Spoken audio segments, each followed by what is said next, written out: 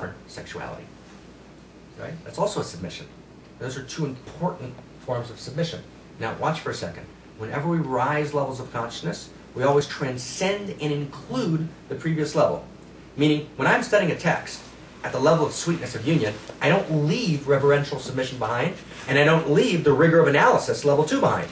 I'm holding both of them. I take both of those into the third level, right, of non-dual merging with the text. But if I leave any of the two levels behind, it's a false merging. It's not, right? And I know this is subtle and kind of deep, but it's I think you can feel it, right? If I leave, the same thing's true with sexuality. The first level of sexuality, submissions, in its kind of undeveloped version, submission's the most simple thing. I submit to my sexuality. As I do whatever my drives tell me to do. Then I go to a higher level of submission. No, I actually realize, no, that doesn't work. I submit to the laws that govern sexuality, the rules that I don't understand the rules, but people tell me there's rules, and I kind of somehow submit to the rules at some level of submission. Then I go to a higher level. I stand in relationship to my sexuality, individuation, right? Separation. I'm not submitting to society's rules. I realize actually that there are internal natural boundaries, right, which sexuality demands by itself to create a container, right, that's healthy, that's holy, that's sacred. Right? And so I create boundaries. Those boundaries might be committed relationship. And those boundaries clearly, right, are no violation of somebody else's boundaries. And those boundaries are whatever the boundaries that are needed, right, in order to hold, right, eros are. Okay? Then I go to a third level. At the third level, I don't leave the boundaries behind. Right? The third level is not, and I'm not suggesting that the third level is kind of, crazy wisdom. Right? Trungpa style, Naropa. Right? I'm suggesting, though, that the third level of Hamtaka is when I begin to realize that sexuality itself in sacred context is a vessel. It's very deep. I want you to stay with me. It's very subtle, it's very deep. Right? Sexuality itself is a vessel. Meaning, within sexuality itself are actually all of the wisdoms and all of the rules that tell me and that create natural boundaries that emerge from sexuality. Right? Within sexuality itself, there's this deep need to be attentive and not overrun the other. Right? There's this understanding that every gesture and every caress and every touch actually has infinite significance. Right? And I have to be infinitely sensitive. Right? Within sexuality itself, there's this understanding that giving and receiving are actually one, and I'm always a giver and I'm always a receiver. Within sexuality itself, there's this experience of big mind, big heart, right? Where I kind of transcend, right, the more limited, ego discrete self, and I emerge into kind of a higher rapture of the masculine and the feminine merging through me. Within sexuality, there's the sense of responsibility, right? Because within sexuality, I experience the other's vulnerability.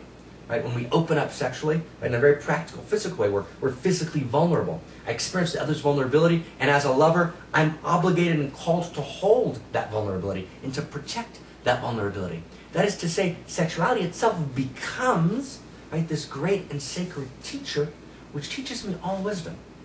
Right? And I begin to be able to listen to sexuality directly, and to begin to experience through, right, the flow of breath in my body, and belly pressed against belly, the ability to collapse into divinity, right, within sexuality itself. It becomes the most powerful force that moves through me and opens me up. And here's the kind of subtle dance.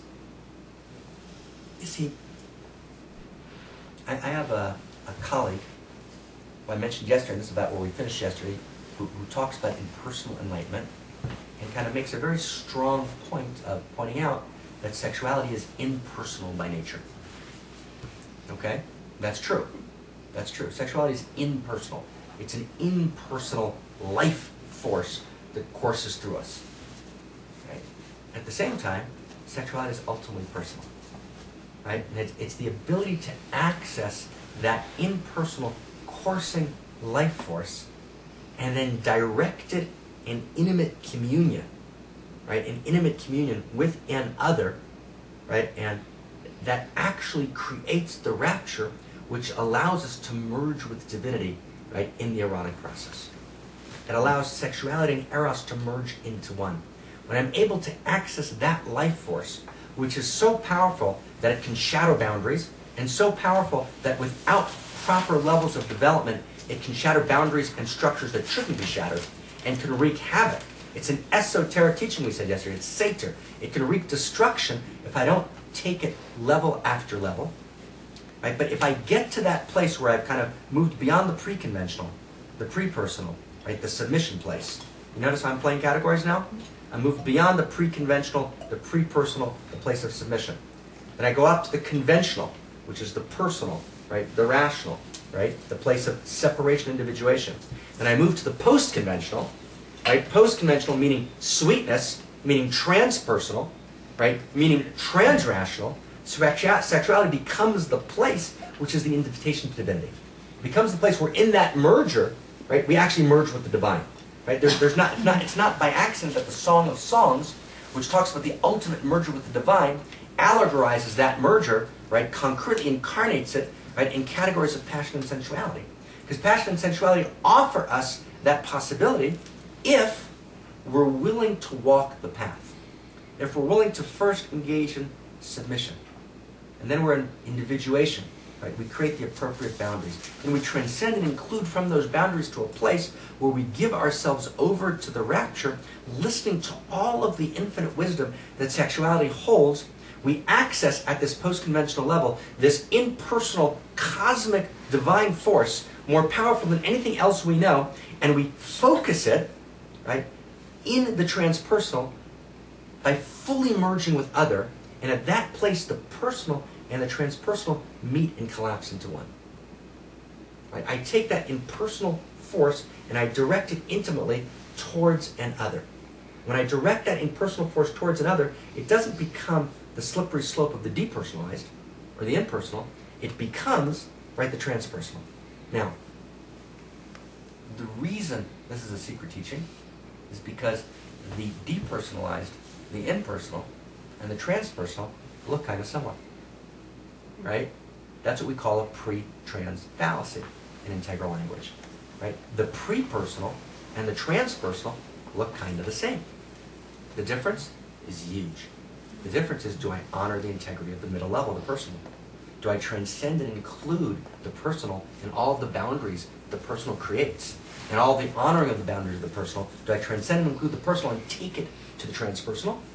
Or do I degrade the personal and regress to the pre-personal? Right? That is, and we just took this kind of integral frame and kind of inserted it right into our discussion of eros and sexuality. That is to say, pre-personal sexuality, right, or pre-personal eros, right, is a sense of fusion. Right? I fuse with whatever I'm doing. Right? I fuse, right, in sexuality with my partner, but it can often be in violation of their personal integrity. So I gotta up level. I gotta get to the personal. I gotta hold personal boundaries. I've got to know the name of the other. Right? Right? You know, Helmut Thielke points out, and Rollo May quotes it in his book Love and Will. So I'm going to quote it from Rollo May. He points out that a prostitute's name is always Lola, right, or Candy, or Jack, right? Let's not be misogynistic, right? You know, or Tim, right? You know, but it's always you know, it's not their name, because a name is personal, right? A name is personal. A name is ultimately personal, right? And so because prostitution is by its nature pre-personal, this is not a judgment one way or the other. I'm just describing the phenomena. It's a pre-personal phenomenon, meaning I'm not interested in knowing your name. This is not a name relationship, okay? Right? And you kind of, the more expensive, as it were, kind of in the hierarchy, right, the person who's offering the sexual services, the more we're going to be willing to pretend to have a relationship. Right? That's precisely it. So pay, say again? Like Pretty Woman. Right, so exactly. Yeah. So now let's take the conversation we talked before. Paganism is pre-personal. So in paganism, there's no name in sexuality. Biblical consciousness comes along and says, no, sexuality has to be personalized. So the institution of marriage introduced by biblical consciousness said, you got to know the person's name. Right? And knowing the person's name means that we're taking this impersonal force and we're using it in personal context. Okay, it's still dangerous, right? You still got to watch out for it, but it can be very valuable in creating personal relationship. We're taking this impersonal force, we're using it personally. Okay? It's knowing a name, it's a committed relationship. But then level 3 Post-conventional,